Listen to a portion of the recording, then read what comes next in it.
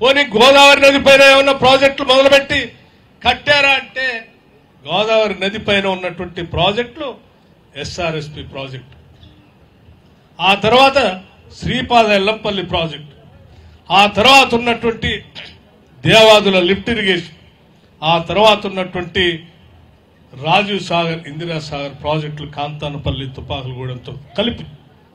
ఇవి తప్ప గోదావరి మీద ఇవన్నీ ఆనాటి కాంగ్రెస్ ప్రభుత్వాలు మొదలుపెట్టి కంప్లీట్ చేసినటువంటి ప్రాజెక్టులు. మీరొచ్చి 10 సంవత్సరాల్లో రాష్ట్ర వ్యాప్తంగా అటు గోదావరి పైన కానీ కృష్ణానది పైన కానీ మేము పూర్తి చేశాం ప్రాజెక్ట్ అని చెప్పుకోవటానికి చెప్పేటువంటి ఏకైక ప్రాజెక్టు కాళేశ్వరం ప్రాజెక్టు. ఏమైందయ్యా Kaleshwaram project? Doctor Babasaheb Ambedkar Pranahita Chevella project ని అక్కడ కట్టవాలంటే 152 మీటర్ల ఎత్తులో దాన్ని తీసుకొచ్చి 100 మీటర్ల కింద తీసుకొచ్చి కట్టడమే కాకుండా 38,000 కోట్లతో అయ్యేదాన్ని 1,25,000 కోట్లు పెంచి కడితేవి అది కుంగిపోయా కూలిపోయా.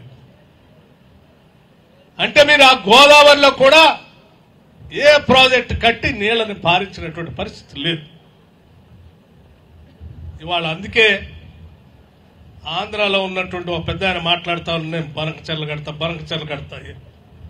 నువ్వు పూర్తి చేసి ఉంటే అంబేద్కర్ ప్రాణహిత చేవెళ్ల పూర్తి చేసినా, లేకపోతే దేవాదులు పూర్తి చేసినా, లేకపోతే సీతమ్మ సాగర్ నువ్వు చెప్పి రీడిజైన్ చెప్పినటువంటి సీతారామ ప్రాజెక్టు పూర్తి చేసినా, ఇవాళ ఆయన నా ఫ్లడ్ వాటర్ నీళ్ళిది వృధాగా సముద్రంలో పోయే నీళ్లే కదా, పోలవరం తర్వాత వృధాగా పోయే నీళ్లే కదా, మేము కట్టుకుంటే మీకెందుకు బాధ అంటున్నాం. అవే వృధాగా పోయే నీళ్లు కాదు. మేము ఇంకా కట్టుకోవాల్సినటువంటి ప్రాజెక్టులు పూర్తి చేయకపోవటం వల్ల కిందకి నీళ్లు వృధాగా పోతా ఉన్నాయి.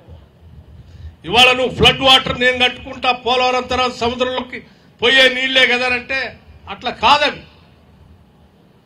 తెలంగాణలో మా దురదృష్టం ఆ టీఆర్ఎస్ ప్రభుత్వం ఆ ప్రాజెక్టులు కట్టకపోవటం వల్ల నీళ్లు కిందకి పారుతా ఉన్నాయి. తిరిగి కాంగ్రెస్ పార్టీ వచ్చింది, మాటిస్తా ఉంది తప్పనిసరిగా ప్రాణహిత చేవెళ్ల ప్రాజెక్ట్ ని కడతాం, బాబాసాహెబ్ అంబేద్కర్ ప్రాణహిత చేవెళ్ల ప్రాజెక్ట్. ఆ తర్వాత ఉన్నటువంటి ప్రాజెక్టులు కూడా కంప్లీట్ చేస్తాం. గోదావరి నీళ్లను కూడా తెలంగాణ ప్రాంతానికి పారిస్తాం. అలా పారించిన తర్వాత మిగిలినటువంటి ఫ్లడ్ వాటర్ లో మీ ఒక్కళ్ళకే కాదు, నదీ పరివాహక ప్రాంతంలో ఉన్నటువంటి రాష్ట్రాలన్నిటికీ వాటా ఉంటాయి. అంటే తెలంగాణకు కూడా వాటా ఉంటుంది. మా వాటా పూర్తయిన తర్వాత, మా ప్రాజెక్టులు పూర్తయిన తర్వాత ఇంకా మిగులు జలాల్లో కూడా మా వాటా పూర్తయిన తర్వాతనే మిగిలిన నీళ్ళల్లో మీరు బనకచెర్ల కడతారో ఇంకే చెర్ల కడతారో ఆ తర్వాత ఆలోచన చేయొచ్చు. మా ఏవి పూర్తి కాకుండానే మేము బనకచెర్ల కడతా ఉన్నాం, సముద్రంలోకి వృధాగా పోతా ఉన్నాయి కదా మేము కట్టుకుంటామని అమాయకంగా ప్రజల తప్పుదో పట్టించడం కోసం ఆయన ఎవరు మొన్న లోకేష్ గారు అనుకుంటా ఆ మంత్రి గారు మాట్లాడుతూ ఉన్నారు.